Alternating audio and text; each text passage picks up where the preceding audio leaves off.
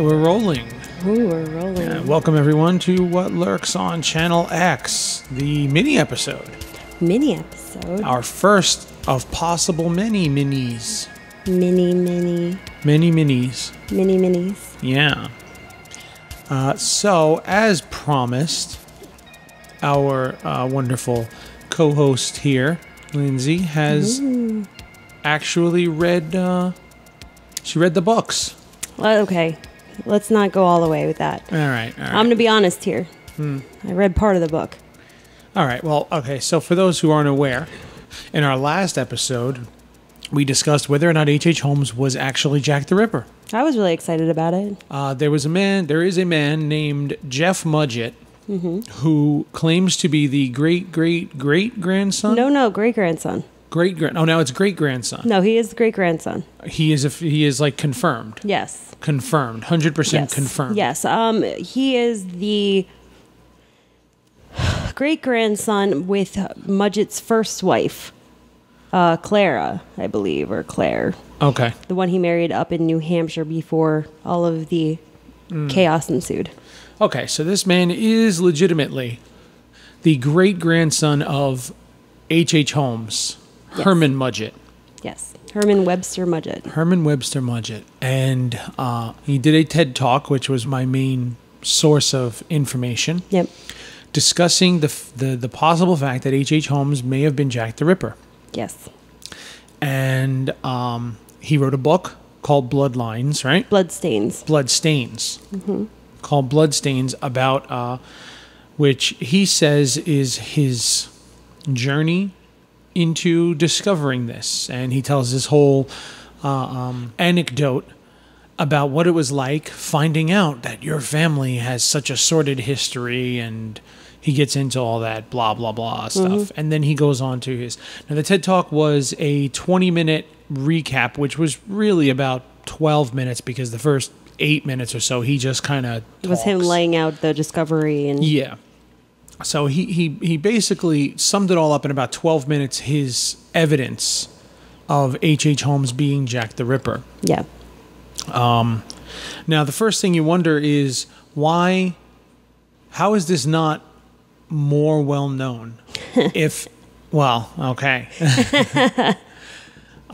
You would think that if this is such concrete evidence as he claims, that... I mean, when you first hear about it, I mean, anybody who knows anything on it, I mean, almost every person who is into true crime in any way, shape, or form, of course, does have a soft spot for H H Holmes and Jack the Ripper. Well, he's the first. They're the first. They are the first. And, everybody has a passion for... I guess the passion is I don't know what the right word is. But everybody has an interest in the two of them, especially. So the fact that there's a possibility that the two could be connected... Not just connected, but the same person. The same person. I mean, every person that I told about after the last episode was blown away. Like, they were like, what? Oh, my God. And when I told them I was going to read the book and I was going to look into his evidence and I was going to present it again in this little follow-up mini. Yeah. Everybody was really excited. I mean, we were really excited about it. I mean, we were, blown away that this he made the case sound really good. Yeah.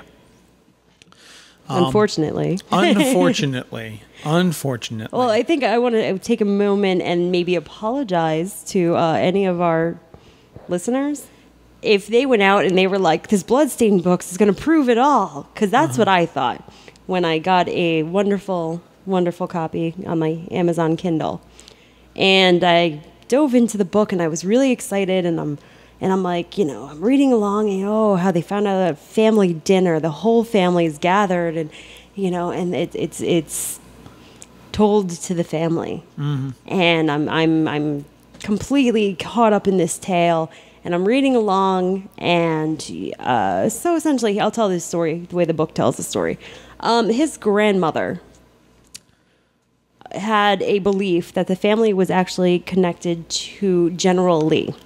Okay. And she spent a fair amount of the family's resources hiring private investigators. It's actually a lot of people in this country. There's a fair amount of people in this country who believe the same thing because of his possible exploits while going across, being part of the war, and the women he encountered throughout the course of time of his literally traveling the country. So it's quite possible he has quite a few members of his lineage. Yeah, all around this. Yeah. So there is a lot of people who claim that to begin with. So the fact that she could possibly place the family around General Lee is not difficult. It's not unheard of, and it probably would be kind of easy considering the family kind of laughed about it off, and they laughed kind of grandma off, and it's grandma's little obsession. Like, grandmas do weird things. Yeah, my grandmother tells a story of how one of my cousins was one of the first soldiers to die in Vietnam. Wow. Yeah, and Robert Kennedy went to Vietnam to recover the body. Wow. And my grandmother tells a story of how she had tea with Robert Kennedy. Oh, little claim to fame for the fam. Right? Wow, I married into a good family. I guess so. So yes, this is one of his grandmother's little things, and nobody really ever thought anything would come of it. And one day around, I guess, Sunday family dinner, she announces that there's been a discovery and that the family is related to H H Holmes. So if he's the great-grandson, that's his grandmother. His grandfather's father. Okay. Now, that created a fair amount of strife, actually, between his grandparents. What is that? So his grandmother would not have married his grandfather if this was known. So when the grandmother found this out, they were what? How far along married were they? They were many, many years. Oh, so they already had grandchildren. Yes, they already had grandchildren. Actually, and it's funny, when we first started talking about this, we were like, this poor guy, like, he found out, he's like, for some reason, like, the way my brain pictured it was that he was like a teenager, like, just becoming a man and fighting off those weird hormone things. That would mean like the 70s that he found out. But in my brain, that's kind of like the story I made up for him. Yeah. But no, he found out when he was 40 years old. Okay. Yeah, he was 40 at the time. So his grandmother was how old? Oh, well, was he part of this dinner? Yes. Okay. He was there. Everybody was there. So he found this out fairly recently. Within a few years ago. Yeah. His grandfather kept it a secret their entire life. So you're saying his grandfather is the son? Is the son, yes. The son of H H Holmes?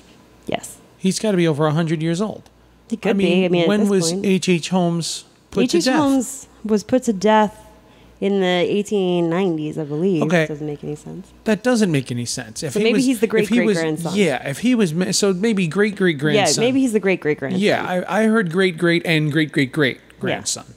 Second or third. Yeah. I mean, his focus is on his grandfather, and his grandfather keeping this secret. But if his grandfather told him this within the last 10 years or so, because this guy looks like he's in his mid-40s, maybe 50 or so. Mm-hmm. So within the last 10 years or so, okay, so we're looking at great-great-grandson then. Because if it was his grandfather, his grandfather was born in the 1860s, which would make him 140, 150 years old, more 160 almost.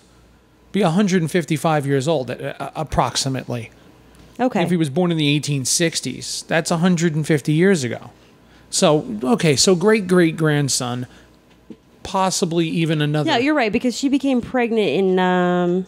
Doesn't matter. No, it doesn't really matter. So second or third great-grandson. Mm-hmm. Okay. Yes. All right, and Grandma would not have married Grandpa had she known this. No. So that caused a rift between them. Absolutely. All right. And the grandfather's reaction to that, I mean, everybody in the family kind of laughed it off. They didn't really, like, it wasn't a traumatic event for them. Because it's so long ago. It's so long ago. It's not like saying that you were related to Hitler and the whole world is still being affected by this. This is 120 years ago that this guy was put to death. Almost 140 at this point. No, he was put to death. Put to death in the 90s. Yeah, he was put to death in 1896, I think, or 1897. Yeah, so if he was put to death then, we're looking at 110, 120 years ago, and it was just a single serial killer. He's not, he's not like a world mass murderer. It's not like, oh, hey, my grandfather is Stalin. Yeah. And we're just now finding this out. I mean, there are supposedly Hitler children out there, grandchildren that don't know that they are of the Hitler lineage, because they specifically did everything they could to hide these children's. So there's a good group of children out there like that. This isn't like that where they already had kids and they hid it. So Yeah. so they were actually able to find out, and this is confirmed. Okay, Right, and that's what his grandfather did. His grandfather kept it a secret because he knew, and he just decided. he knew. Now He's we're going to ashamed. fast forward this story a couple of years. When his grandfather passes away, he was not. What year is this? I don't have a year. He never listed a year. Okay, so But so everything we're talking about right now is within the last 10 years. well, the book was written, I believe, in 2011. Okay, so and in the book, his grandfather had already died. So all right, so we're looking in the last 10 years. Yeah. All right. So his grandfather passes away, and him and his grandfather were never close. The only thing that he claims that they shared was a love of fishing. But they never went fishing together, which is, he repeats through so many interviews. I can't even tell you how many times I've heard this. But his grandfather leaves him his prized tackle box. Okay. And it gets a little cloudy here. From my understanding, inside this tackle box was a diary.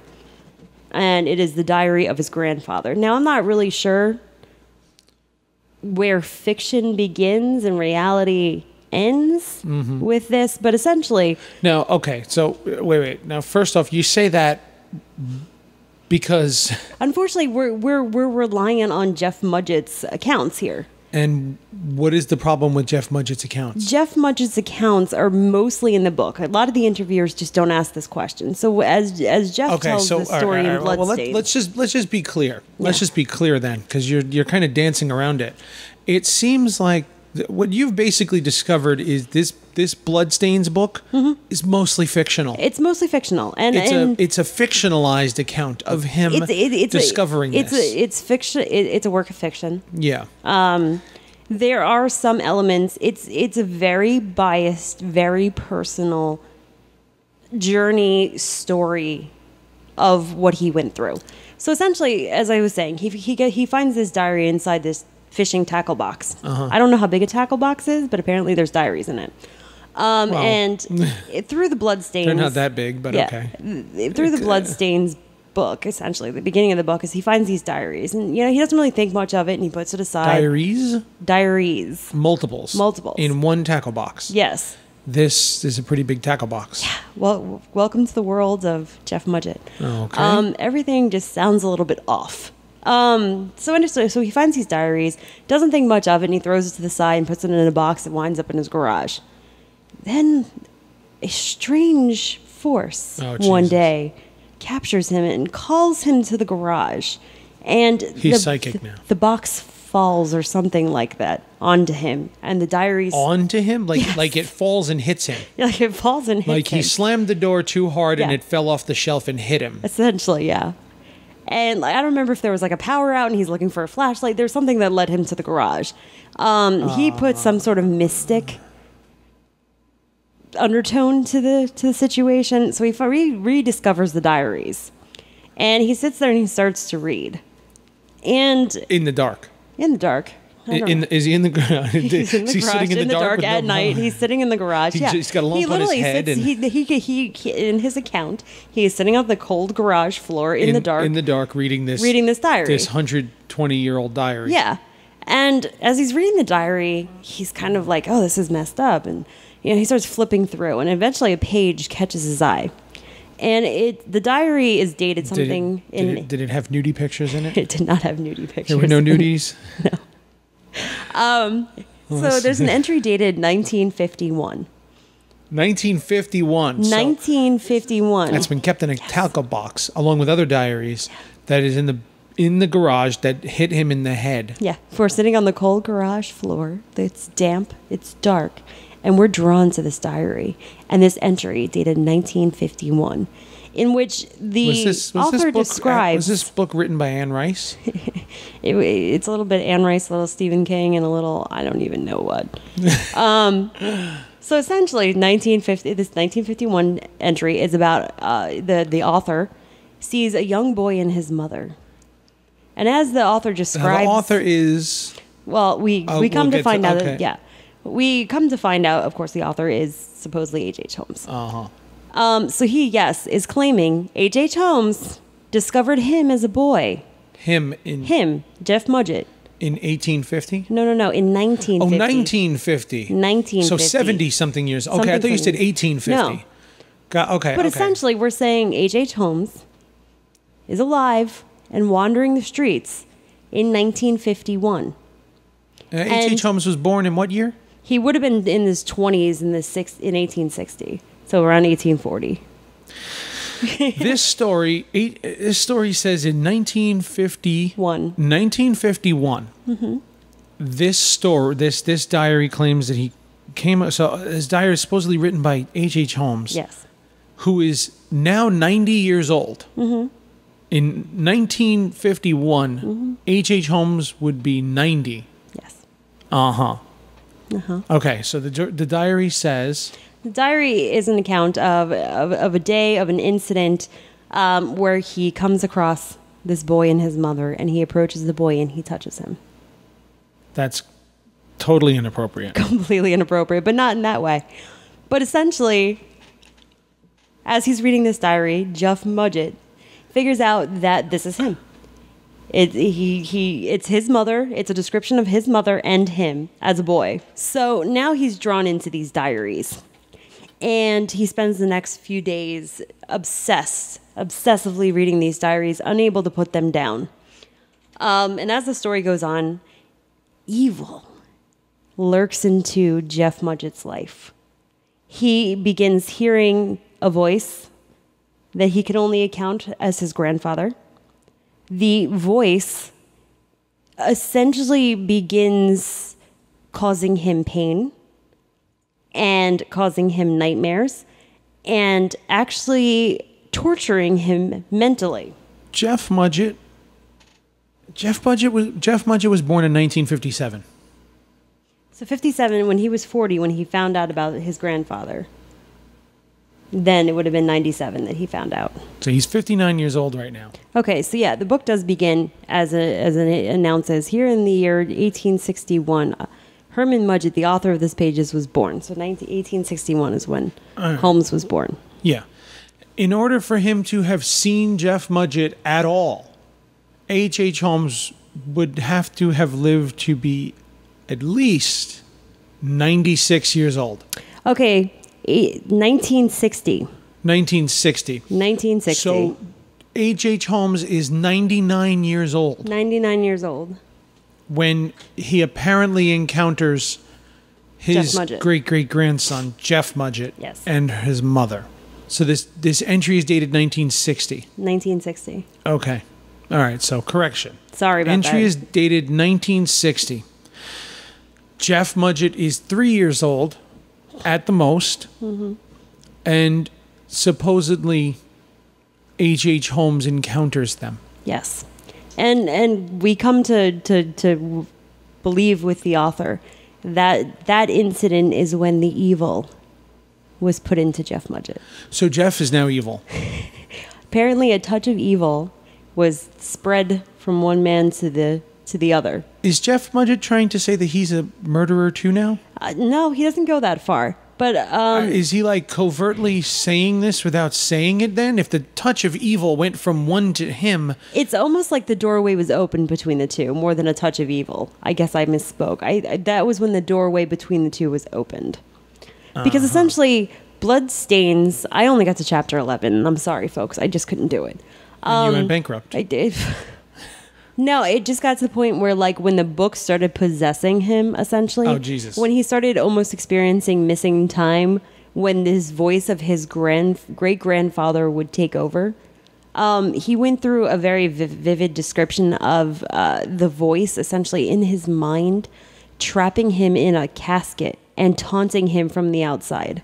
Oh, for God's sake. Which is why I gave up.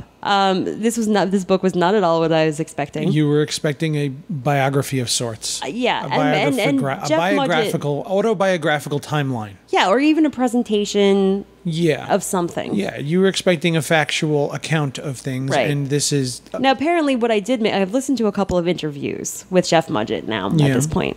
So apparently the book does kind of steer back into reality, and it turns out he's diagnosed very late in life with epilepsy.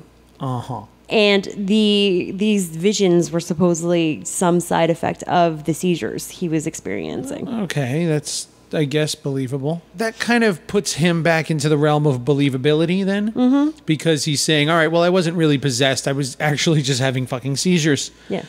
All right, so he's not completely insane. He was just literally having seizures. Right. And having hallucinations as a result of that, because God knows what comes out of seizures.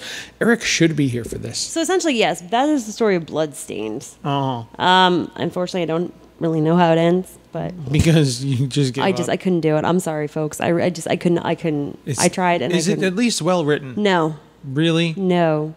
Bad. I mean, I think in the beginning of the book he says, "Please bear with me." All right. You read this book. You got his insanity right. So after giving up on Bloodstains, I went back to Depraved and started like a factual. Yeah, because we did our own little timeline and based on the dates and times that Jeff Mudgett presented, it fit. It fit. It does. It did fit. It fits. And you wanted to see how well it actually fit. Right. So I picked up copies of Depraved by Harold Schgetzer. I can't pronounce names, so that's all right. Please, I apologize for this entire episode. And I picked up Eric Larson's Devil in the White City. Both excellent books. I picked up Depraved. Read those. Yeah, I picked up Depraved because I had previously read another one of his books, Deviant, which is about Ed Gein. Amazing. He's a really, really good author, and I feel like he really lays things out clearly. So I wanted to refresh myself on Holmes. So I read those two. And I started kind of reading another book on Jack the Ripper, and I actually picked up the illustrated history of Jack the Ripper. I'm so excited. I found it at Barnes & Noble, and I was like hugging it, and I didn't want to put it down. The real mystery of this is where you found a Barnes & Noble. I know. That's the real mystery. That's the real. Where the hell did you find a Barnes & Noble? Suburbia, they still read. I guess so. So yeah, so I went back. And after all that, you stayed up last night quite late, and you actually put together a PowerPoint presentation. I did. I am going to do what I can to add this PowerPoint into the YouTube version of this. So if you're not listening to this on YouTube, I'm not telling you to turn this off now. Then finish it, but you can then go back and check this out on YouTube and check out the video version of this, where I'm going to try to put all of her slides into this so you can see what we're looking at as we're looking at it. Right. So based on our previous conversation, the two sources that you really cited during that conversation were the TED Talk by Jeff Mudgett, and you discussed briefly the History Channel's Haunted History. Yeah. Now, one problem, people, when you're running a podcast and you don't do full legwork, is that sometimes... Sorry, Jesus. No offense. Sometimes you wind up with the same source being cited. As it turns out, we went back and watched the Haunted History, and it turns out that the source in the Haunted History episode is Jeff Mudgett himself. Now, I had no idea who he was or anything. I'd never seen or heard of this guy before. I mean, I saw this literally last October, because it was the weekend we were at Chiller. And it was on in the hotel. I woke up Sunday morning while we were getting ready, and it was on in the hotel room, and I was like, oh my God, where the hell did this come from? Apparently the episode aired in 2011 or so. The TED Talk was in 2014, on October 18th, 2014. The Murder Castle ran in 2013. Okay. So, all right. So we're looking 2013 for the Haunted History episode. It's 2013. And 2014 was Jeff Mudgett's TED Talk in Vancouver. TEDx Talk in Vancouver. Funnily enough, it was already... We had recorded that, and I found this out like a week later after it was recorded. I found this out after we had already recorded it. Otherwise, we would have discussed it then, which is why we went back and discussed it again last week. So as it turns out, it's the same exact source. So I figured the easiest way to tackle this question was to follow Mudgett's case. All right. So if you go back and you watch his TED Talk, he's actually a criminal lawyer. All right. So he's not an idiot. He's not an idiot at all. No. He's just a bad writer. He's not a very entertaining writer. He's not a very entertaining speaker either. I followed his kind of method her methodology of presenting this case, and he presents exhibits as if we're in court. Yeah. A through F, I believe he does. So I actually went and followed his exhibits. So that's what my PowerPoint presentation is based on. All right, let's get into that. Let's get into it. Okay, so Exhibit A. Oh, look at that. There's an A on the screen. There you go. During his TED Talk, he claims that, he shows a picture of a steamer ship from which the is 1800s. Probably just a stock footage, stock photo. You would think. Really? I'm not going to get ahead of myself, though. Oh, okay. So he shows a example of a steamer ship from the 1800s, and he goes on to claim that once we have our warrant, because we're doing a police investigation, apparently, and once we have this warrant and we get those passenger lists, we're going to find H H Holmes on those passenger lists. Okay, so he doesn't have the passenger lists. No, he's never seen the passenger lists. Not at the time at the TED Talk. Okay. Now the TED Talk, mind you, was 2014. Yeah. This is kind of important to my point. It's fine. I don't have the date for this one. It's all right. He was on a podcast, Steve Warner's Dark City. It was one of the podcasts I listened to. And actually, this might be I'm going to be honest here. I am an ex-psych major, so my annotations and footnotes and such things, I do apologize for. He was on a podcast, Steve Warner's Dark City, and the two of them got into a pretty heated debate towards the end.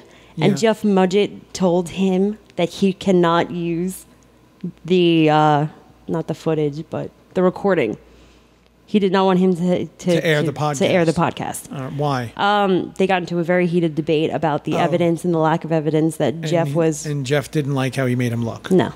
Okay, well, tough shit. So that's just a side note. That's just a footnote for everybody. But on that, he does admit that he's now searched the passenger lists. And none of H H Holmes's aliases are on the passenger lists. Huh. But he goes on to claim that H H Holmes used over 130 different aliases. Where does he get this number from? That's the problem with Jeff Mudgett. There's not a lot of backup for anything that he claims. He kind of pulls this number out of thin air. Right. That can't be substantiated. Exactly. First, we claim in 2014. I really wish I had a date for this stupid It's all right. Wait, none of the aliases have been found on the passenger lists. Then we go back to 2013 for the History Channel's Haunted History episode. Now Jeff Mudgett actually claims that they have proof. In 2013. In 2013, he goes back and claims that we have proof that H H Holmes traveled from New York City to Southampton on a ship called the Arturia, whatever. Yeah. Right. So now this is in 2013. Okay, so in 2013 he says we have proof that he's there. 2014 he says we haven't received the proof. And later on he does the podcast, and the podcast he says we have the logs, but he's not on there. Yeah. So he's basically saying we don't have the proof yet. Right. We don't have proof. Right. The proof I said we have, we do not have. Right. All right. So the number one problem that I actually found the steamship Arturia. And it doesn't travel to Southampton. It travels to Liverpool. All right. And Southampton is in the south of England. Liverpool is in the north. Okay, so we're on the other side of the country now. Yes. All right. Now, before we start to say, well, maybe Mudgett didn't know that. Maybe he just didn't find that. The picture he used in his TED Talk is actually of the ship. So it's not just it's not just a random stock footage. It's actually the ship, the Arturia, whatever it is, and it's actually docked in Liverpool. The photo was taken in Liverpool. All right. It's a big issue for me. Number one. All right. Number two, you can also find the passenger lists quite easily. Okay. You can also find when the ship sailed. Now, this was a thing of great debate between us, where we were worried how long it would take. Okay. To get from one place to the other, and we did prove 20 days, and he does pretty much agree with our estimate. All right. What we didn't take into account was how often the ships ran. All right. So, looking back in the archives... Well, we were assuming that the ship had run. I mean, if you're going to say that we have passenger lists, okay, well, then the ship ran. Let's just say 20 days. Do you know what happens when you assume? Shut up. So, I went back and we found the logs of... This is from G&G Archives. These are the logs of all the ships from this company, the Arturia and its sister ships. Now, if you look here, There is no ship that traveled from New York to Southampton or Liverpool in 1888. At all. At all. So none of this fleet of ships made that trip at all. No. So this ship that's in Liverpool that he has a photo of never went to New York in that year. No. Did it go to New York at all? Yes. Throughout its history at some point? Throughout its history, yes, it did. But not in 1888? No. Okay. To get Holmes from New York or Chicago to England. Yeah. Now, mind you, this is Liverpool, not Southampton. Yeah. Just England. Just to England. He would have had to leave in June of 1887. And so to get him to England via ship. And how long would it have taken him to get there? It would have taken him 20 days. Okay. Right. Okay. But the ship would left a year earlier. Mm-hmm. Okay, so he would have had to have been there the entire year. Right. Which we know he wasn't. No, because his wife actually becomes pregnant in the spring of 1888. In Chicago. Mm-hmm. Oh, okay, so he's definitely in Chicago. Definitely he's in Chicago. And actually Mudgett does admit that he was in Chicago in July because he signed the deed to the land. Because he bought the land in July of 1888. Right. So there's no way he was in England at all from 87 through 88. No. Not possible. And he actually would have been stuck, if he went in 87, he would have been stuck in England until 1890, August of 1890. Okay, so now here's a question. Is it possible he has the wrong ship? Yeah, were there other ships? I'm sure there were other ships. Okay, but this is the fleet of the ship that he named, that he's using and as that his he's evidence. using as his evidence. Okay, so it is still possible. And by the way, neither ship is the one he names. All right, so it is totally possible that Holmes took a different ship. It's in the realm of possibility. It's in the realm of possibility. Okay, but as of right now, the ship that Jeff Mudgett is claiming he was on, H H Holmes was definitely not on. Not on. All right. So had he been to England in 87, unless he took a different ship, he was stuck there. Yeah. All right. He was stuck there till 89. He was stuck there until 90. If these are 90. 90. August 90. 3 years, this ship and its sister fleets did not go from New York to England. No. All right, so right now H H Holmes is stuck in England for 3 years. Right. If this is possible, unless he took another ship. Right. But for this case, yes. I'm calling this debunked. Debunked. Oh, look at that graphic. Oh, I'm so impressive. Moving on to Exhibit B. Exhibit B for bullshit. Bullshit. It is bullshit. In his TED Talk, he shows a sample of a letter.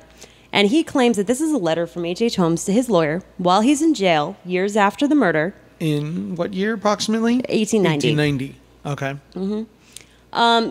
And at the end of this letter, it says the New York Herald, or at least a few years ago, is difficult to find in London. Uh-huh. Now, H H Holmes says this shows the desire, and I'm quoting him here. Jeff Mudgett says. Jeff Mudgett, and I'm quoting, shows a desire, intent, and knowledge on his part to be in London, where his favorite newspaper, the New York Herald, is difficult to find. Okay. Now, anyone who knows anything about this case, this letter is actually a letter from H H Holmes to the District Attorney Graham. Not to his lawyer. Not to his lawyer. So this other piece of evidence that he's claiming places Holmes in London at the time was actually written years later. Right. And it wasn't written to his lawyer. No. It was written to an investigator who was investigating. The district attorney. The district attorney. Who was defending Holmes? No, or he was prosecuting. Prosecuting Holmes. Right. Now, I want to point out here, this is actually a screen grab from the TED Talk. Okay. And if you look down below this weird cipher, it literally says Holmes's letter to District Attorney Graham. Even though he's outright claiming it's to his lawyer. To his lawyer, and he also claimed it was written in the 1890s. No, he says it was years after the murder. He does admit it was in the 90s. All right. Now, what this letter actually is as part of his strange confessions that he does while waiting trial. He claims that Minnie Williams is his so-called accomplice, and she actually has the Pitzel children. Peitzel, yes. Peitzel. Peitzel, Howard Peitzel? Benjamin Peitzel. Ben Peitzel is his accomplice that he killed. Yes. To take and claimed insurance fraud on it. He killed the guy and claimed the insurance money. Right. And this was something he was prosecuted for. When this letter was written, he was under investigation. He was originally arrested for insurance fraud. He was brought back to Philadelphia by the Pinkertons, and he sat there in jail. Him and the widow both sat there in jail. Peitzel's widow. Peitzel's widow. Peitzel's widow was also in jail with him, and the police were investigating. Okay. And during this time, the big question is, well, if you didn't kill them, where are the children? Yeah. And H H Holmes' I don't even know what number confession is that Minnie Williams took the children and fled to London, and opened a massage parlor and is keeping the children hidden in London. And Graham is at his wit's end now with Holmes, and he says, you need to show me evidence. You need Graham to tell... is the district attorney. Yeah, okay. Graham is the district attorney. He tells him, you need to get these children back here to prove that you did not kill them. Yeah. And H H Holmes says, well, we used a cipher. So if you put an advertisement in the newspaper using this cipher, Minnie Williams will see it and know that she needs to return the children to the United States. Okay, wait, hang on. Here's where I'm confused. He's in jail with Peitzel. Minnie widow. Peitzel. No. Peitzel's, I don't remember her name. Oh, Peitzel's widow. Okay. Yes. So this Minnie woman is another woman. Right. Okay. Minnie Williams is actually... Gotcha. All right. That's where I got confused. I thought Minnie Williams was the mother. Minnie Williams is actually one of his victims later. Minnie Williams he took the children, took Peitzel's children. Yes, and fled to London with them. Gotcha. And they're in hiding, and they have a already agreed upon cipher to put a message in telling her to return to the United States. All right. This letter is him explaining the cipher. How to publish the cipher. How to publish the cipher in the newspaper. In the coded language that they have. Yeah. So she'll see the advertisement, and this letter is saying that it's now. Does that line say that it's possible she doesn't see it because it's difficult to find the newspaper? Is that basically what it's saying? No, it's just kind of him saying. No, well, that line. That's all I'm saying. That one sentence of him saying it's difficult to find it is basically his way of telling the attorney that it's possible she can't find the newspaper. I'm guessing so. I'm guessing it's his loophole. All right. Gotcha. So I'm saying debunk you. Okay, so the letter cannot be used. You're debunked as in it can't be used as evidence because he's claiming it's something that it isn't. Right. Gotcha. All right. So this letter was not to his lawyer stating that he was in England because he actually wrote it here while in prison and gave it to the district attorney. Yes. All right. So this is not a letter stating that he was in England and that he wants to be in England, and no, it has nothing to do. None. Okay. So Holmes still has not made it to England. No. It's 1890. He hasn't made it to England yet. No. Gotcha. Moving on. Debunked. Exhibit C. Exhibit C. In the TED Talk, he begins to point out the similarities of Holmes to the artist renditions of Jack the Ripper during the time of the murders. Yeah. So you see here on the left, we have a sketch of H H Holmes. Mm-hmm. And then on the right... there are photos of H H Holmes. There are actual photos. So this sketch is very accurate. Yes. Yeah. You can find real, true photos of H H Holmes. So this is a real sketch of him. It's totally what he looked like. Gotcha. And you know what? I agree. We talked about this during our conversation last week. He does look like him. All right, so he looks like him. But at the same time, honestly, it's not a very rare look to see a man in the 1880s with a mustache and a bowler's hat. No, that's a popular look. It's a very popular look. Okay. So that's like finding a 20-year-old with a beard with and a lumberjack shirt in Williamsburg. Yeah. Okay. Throw a rock and you'll hit one. Okay, Exhibit D. He shows a summation of Jack the Ripper's pathologist findings, showing that not only must the killer be a doctor, but he must also be a practicing surgeon. Okay, and that is widely asserted and known by all ripperologists that the Ripper was most likely a surgeon. Right. And they've gone as far as to say, well, even if he wasn't a surgeon, he was at least a butcher, because this guy knew his way through the body. He knew where to cut, how to cut, to do it quickly and efficiently with very little loss of blood before it became a problem. Yeah. Okay. Absolutely. So going forward, next slide. I state the same exact thing that you just wonderfully summarized. Okay. And I actually showed this is Herman Webster Mudgett's graduation portrait from the University of Chicago, where he graduated as a doctor. In 1884. In 1884. So, okay, 6 years later, he still has the same mustache and same look. So he hasn't changed. And and Mudgett is, by profession...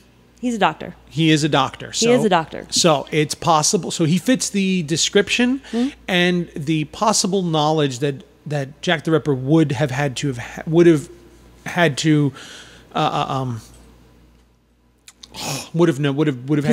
possess. There you go. But he would have had to possess. He has a possession of the knowledge that Jack the Ripper would have had to possess. Right. Yes. And I'm going to add a small footnote here. During his numerous interviews, Jeff Mudgett does repeat quite often that Jack the Ripper had to be an excellent surgeon, a very skilled surgeon, blah, blah, blah, blah, blah. Yeah.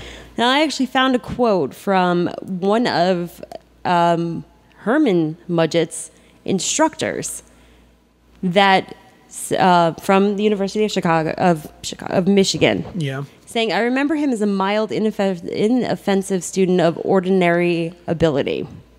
And seemingly the last person in his class to follow a murderous career he seems to have followed. Okay, so while he was a doctor and he did take surgery, he wasn't very good. No. He wasn't, he doesn't say he was bad, but he was nothing special. Average, nothing special. He was nothing special. Okay. Right. Anyway, Exhibit D. Now, I approved either way, because I think that saying that Jack the Ripper would have had to have exceptional surgical knowledge is just a way of, I honestly feel that's just a way of separating him, making it seem it's more supernatural. Making him seem better than he really was. When the truth is, any doctor probably could have cut this apart and could have probably done it. Yeah. Yeah, because all it would have taken was a basic know-how of the internal workings of the human body, and I think that back in the 1880s, people saw that as a very high thing to achieve, that it takes many years to learn how to do this. And the truth is, you cut up on a couple of cadavers, they're all pretty much the same. Right. Okay? So it wouldn't take the high level of precision. It would just take somebody being calm through the course of it and be able to do it without panicking. Right. Okay. I mean, anybody who handles a scalpel on a pretty regular basis. Yeah, he graduated medical school, so he's obviously comfortable doing this. And I mean, plus he was murdering and torturing people in his basement. Well, that was after this. Well, after this. Technically, that was after this. But yeah. Exhibit E. Again, this is a little redundant, but he goes back and talks about the similarities between H H Holmes and Freddie Mercury. And the Jack the Ripper sketch. Wow, it's animated and everything. It's animated and everything. Holy shit. I know, I'm super impressive. So yeah, this composite, like we said last week, was based on the witness statements. In the book Depraved, the definitive story of H H Holmes, he's described as weighing a shade under 150 pounds, standing 5'7" tall, with an erect, manly carriage, and moved with a quiet grace. Okay. Constable Smith described Jack as 5'7" tall, clean shaven, aged around 28, wearing dark clothes and a dark hard felt deerstalker hat. Israel Shorts described Jack as aged about 30, 5'5", fair complexion, dark hair, small brown mustache, full face, broad-shouldered, wearing a dark jacket and trousers and a black cap with a peak. Okay.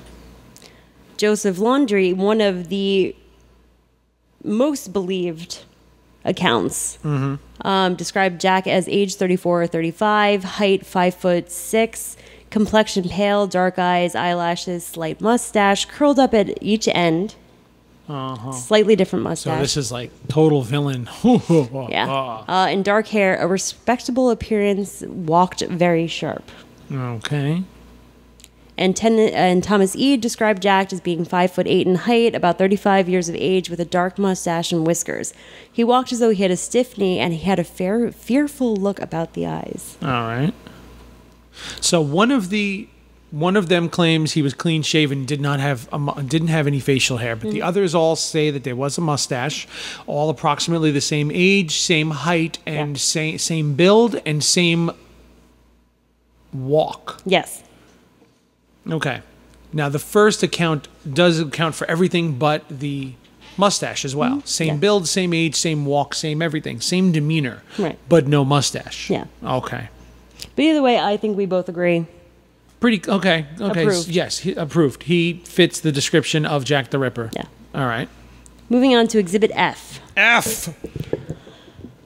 In the TED Talk, he explains he took a sample of H H Holmes' handwriting to the British Library to be compared to the Jack the Ripper Dear Boss letter. And this was a big piece of evidence for us last week. I mean, this was big.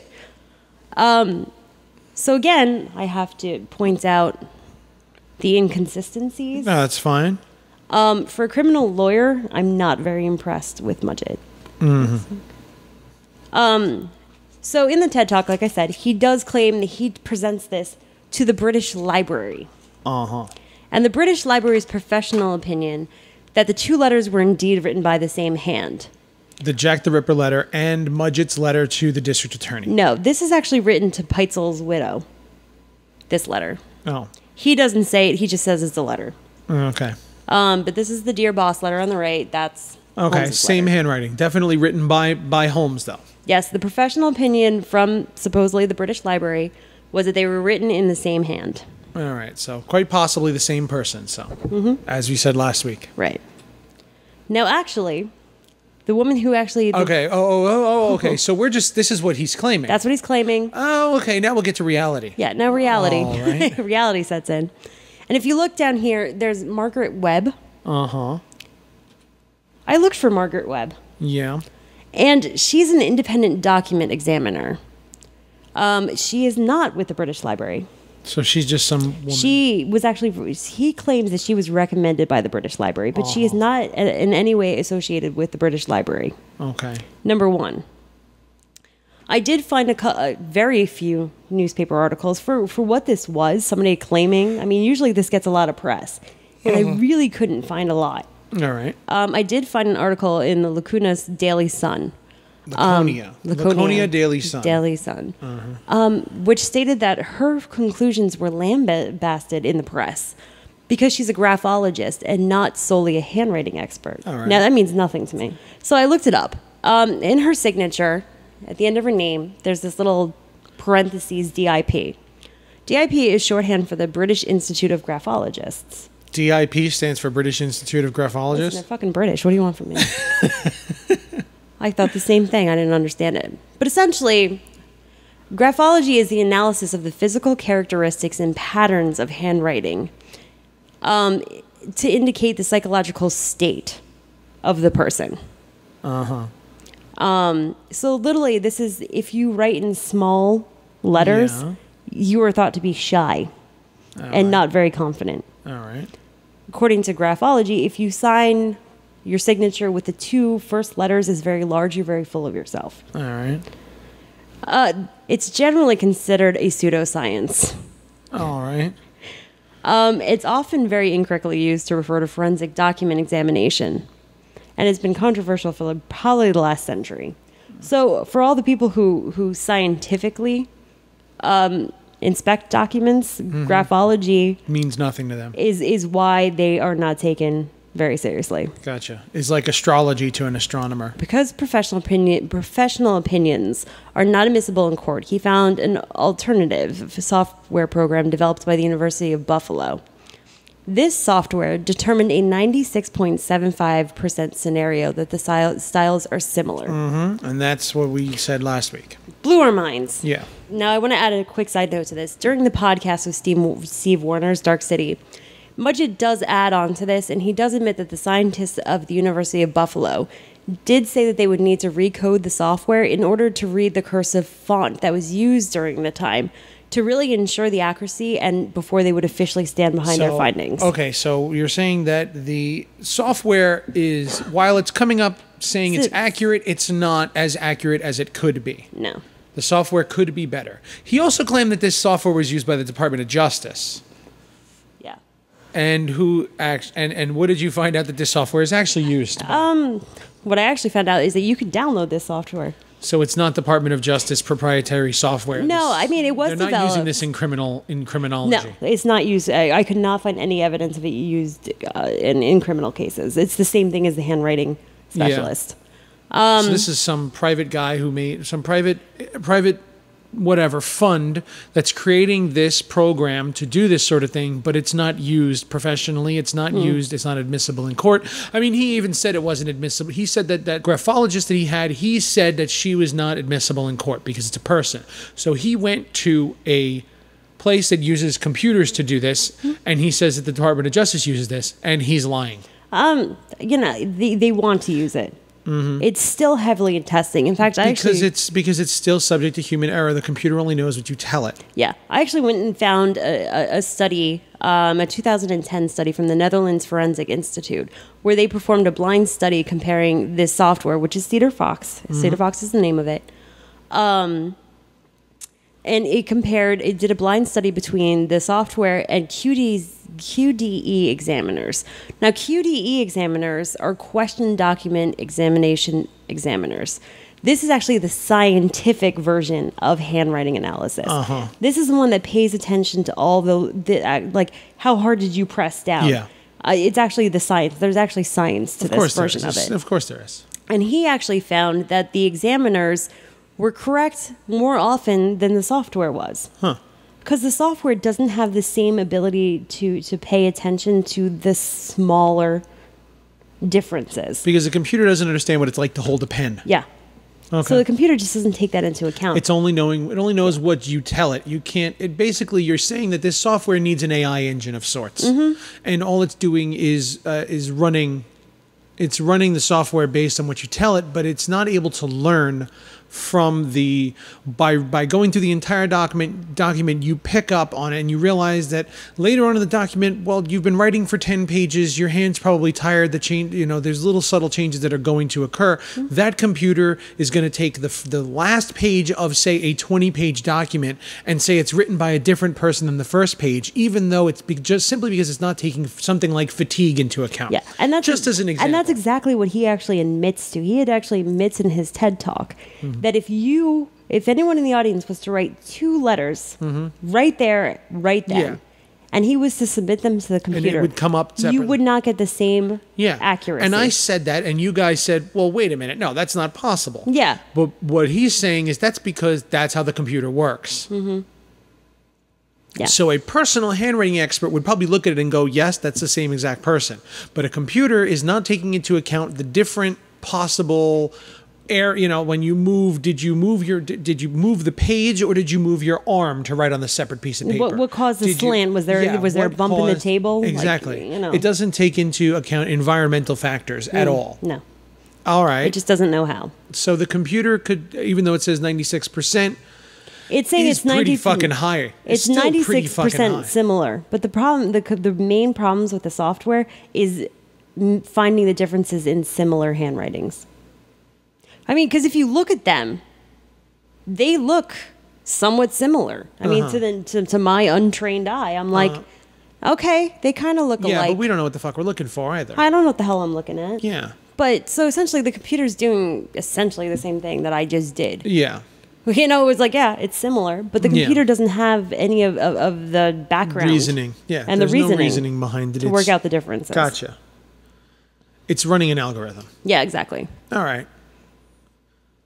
So, I mean, I don't know about you, but debunked. All right.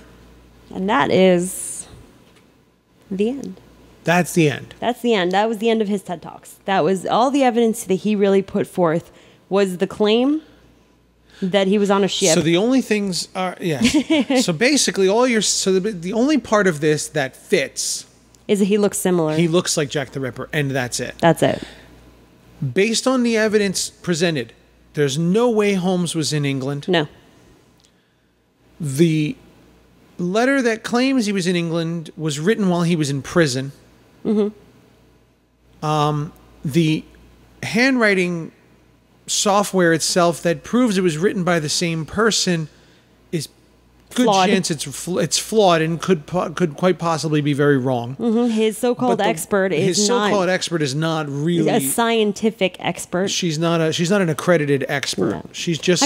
She's accredited in this pseudoscience. She's like a I don't know. She's not a handwriting expert. No, she's not a handwriting expert. So like I said, you could have given it to a tattoo artist. Yeah. And a tattoo artist could look at it and tell you whether the same person drew this or not. And it's just, it might as well. They have the same level of expertise of looking at images and drawings all day long. Her being a graphologist, it could be something, like, oh, well, this handwriting says that you're a killer. And, oh, look, this handwriting also says that you're a killer.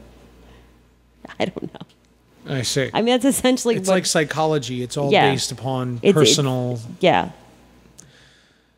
So, all right. So then let's stick. The most important part of it is, unless he took another ship, which nobody is claiming. The claim is he took this specific ship. Yes.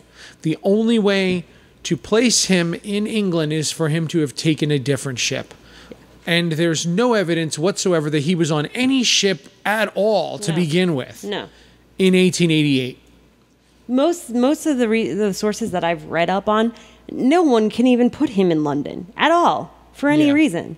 I mean, you have to remember, yes, he bought the land in 1888. Now, there are claims that there was an American in London at the time who was selling cadavers to the local university. But I mean, it's a pretty popular thing to do at the time. That's fine, but I'm trying to figure out where the hell this even comes from then. Where did he stem this bullshit from? The big problem with this, what he's really capitalizing on, is that there is no record of what H H Holmes did. So this guy's trying to sell a book. He's just trying to sell a book. That's it. He's trying to sell a book. Yeah. It's total bullshit. There's a gap in Holmes' activities between the fall of 88 and I believe 89, sometime in 89. Okay, so we can't place him in England, but we can't place him anywhere else either. I mean, we assume he's in Chicago building his murder castle. His wife is pregnant. His wife is pregnant, and he's building his murder castle, which he designed, he drew up, and he hired and fired. Started building it in the late fall of 1888. And so there's neighbor accounts that he had multiple arguments with the carpenters he was hiring and firing. So there's about a 6-month gap where we're not quite sure where he is, because he was probably dealing in cash anyway. If this guy had aliases and everything,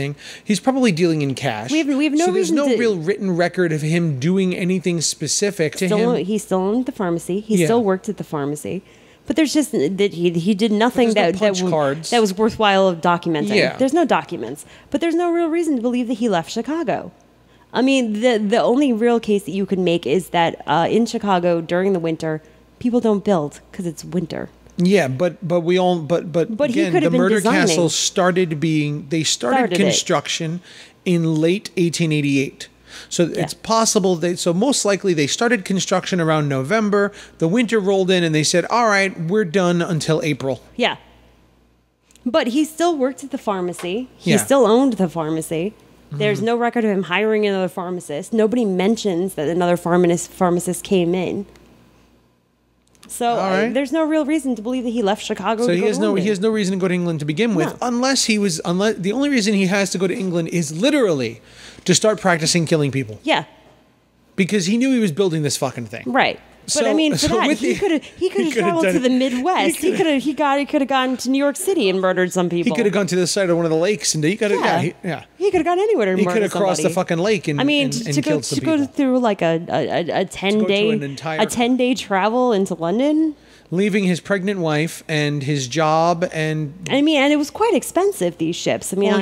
They were. I think what I saw was like $353. Well, he had money. Yeah, he did have plenty of money, because but he also liked to keep his money. Yeah, that's a big expense just to go and practice killing people. Yeah, just for a dress rehearsal across the pond.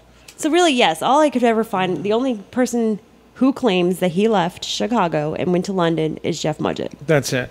That's it. Now, one side note, which I did find out last night.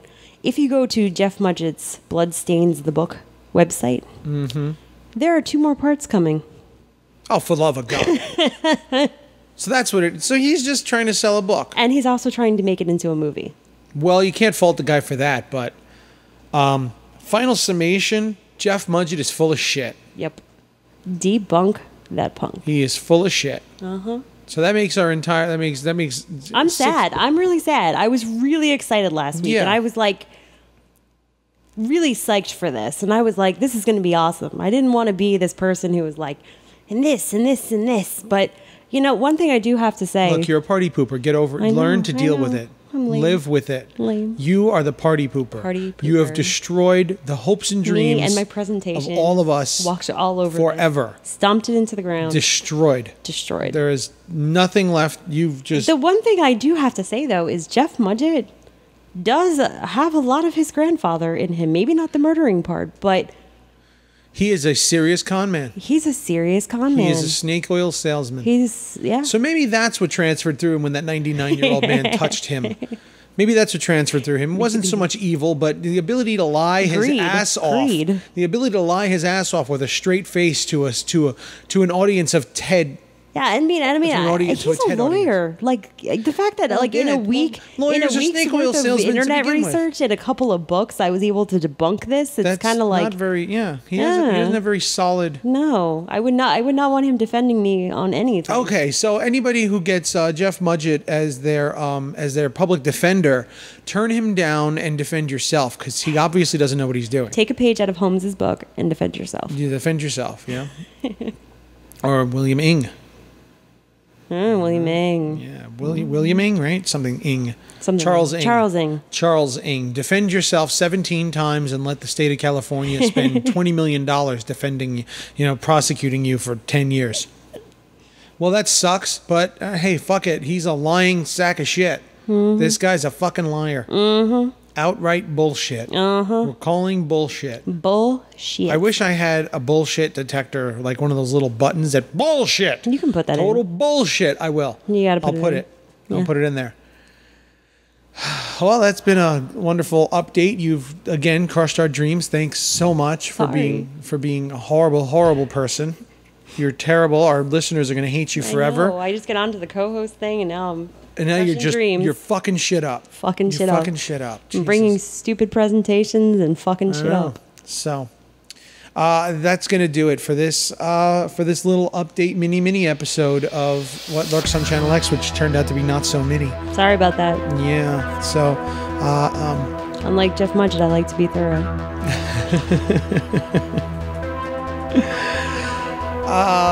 That's all for us. We're gonna lead you out with some more music from Without You I'm Hunting Them. You can check us out, get our podcasts at massgravepictures.com. Subscribe to us on iTunes and Stitcher and whatever other wonderful podcast aggregator you prefer to use, or download directly on our website. Please leave us comments on iTunes. Rate us. Be nice. Please. You don't have to be, don't even be nice. I don't care. Be nice to me. Just rate us and leave us some comments, because that helps us move up in the rankings, so this way other people can find us. We'll be back possibly next week with a very interesting discussion that we're planning on recording if we have the time to record it. I'm a little tired after this one. Yeah. So we'll see you all soon. That's going to do it for us here at What Lurks on Channel X. Peace out. Have a nice week, everybody. Bullshit.